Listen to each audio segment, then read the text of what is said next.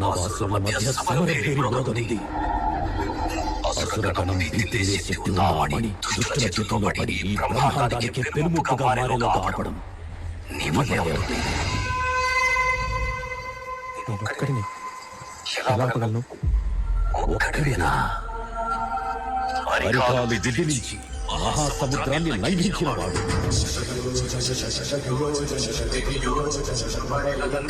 రాక్షస సైన్యాన్ని మట్టుపెట్టి రావణుడి సింహాసనాన్ని కంపించిన వాడు,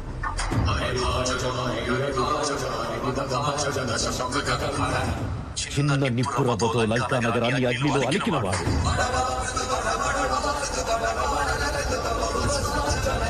త్రేతాయుగంలో రాముడి నీడయ్యాడు.